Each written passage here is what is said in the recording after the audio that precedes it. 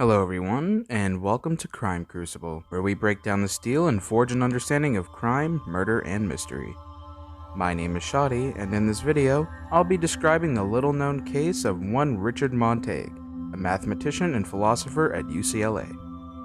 Born on September 20th, 1930, Richard Montague was a highly renowned mathematician and philosopher who studied at University of California, Berkeley, where he earned a bachelor's and PhD in philosophy, as well as a master's in mathematics. With these illustrious titles, Richard also showed great promise in his field, building the fundamentals of both logic and field theory. He was also described as one of Alfred Tarski's best students at UCLA. Upon extensive research, it seems little is actually known of Richard's early life, and it seems unclear if he had any siblings. However, what we do know is that he was born and raised in Stockton, California, a large suburban community located in San Joaquin County. We also know that he seemed to be a man of Christian faith, as he was a music minister at the First Christian Church in Oakland at the age of 24. While the exact date is unknown, Richard began attending UCLA in 1950 at the age of 31, where he would study under famous UCLA professor Alfred Tarski, as previously mentioned. During his time at UCLA, Richard would go on to achieve high academic success, introducing many fundamental concepts in field theory, and even going on to form theory of natural language semantics, also known as Montague semantics. In addition to being a praised academic and talented musician, it is also believed that he became quite wealthy by investing in real estate and lived a comfortable, lavish life during and after his time at UCLA. In this sumptuous lifestyle, however, Richard was also known to indulge in some scandalous and risque behavior.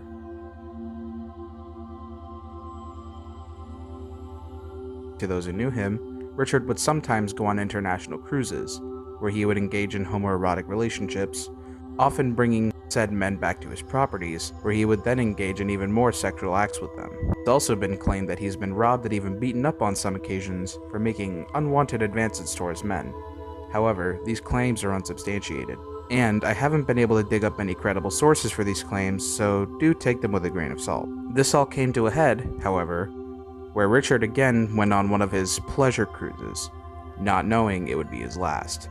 On an unknown night in March of 1971, Richard came back from his cruise to one of his estates in Stockton, bringing home 4 other men in tow.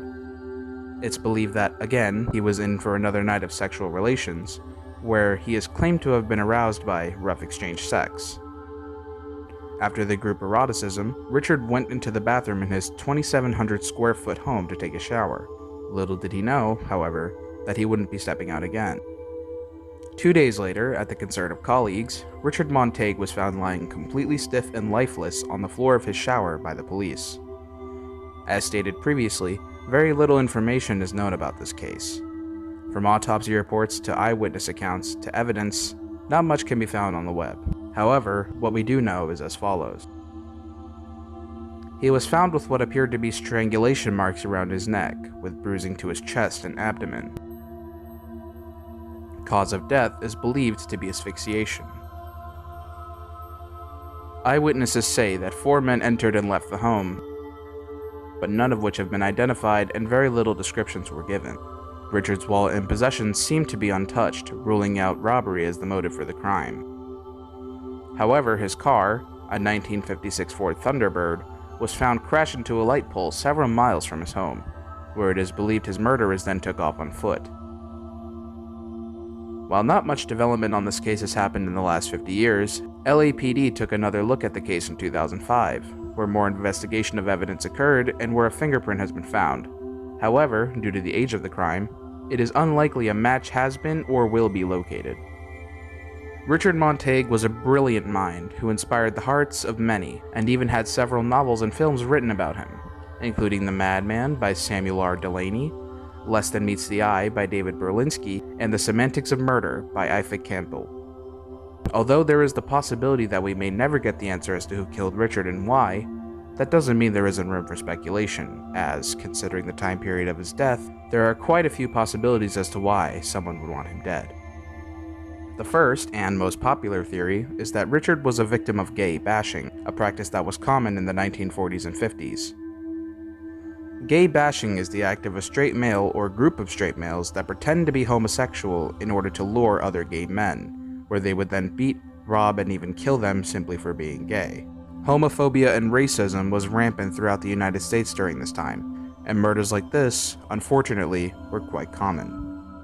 While evidence to support this theory is weak and not well substantiated at best, this is the most logical conclusion, as evidence and information on his death is already scarce. Another theory is that a dispute broke out between two or more of the individuals there that night, with Richard at the root of the problem. Again, while this could be the case, there is very little evidence to support it, as Richard kept his sexual life fairly private and mostly hooked up with strangers. It seems that despite the best efforts of internet historians and archivists, the death of Richard Montague still remains a mystery to this day.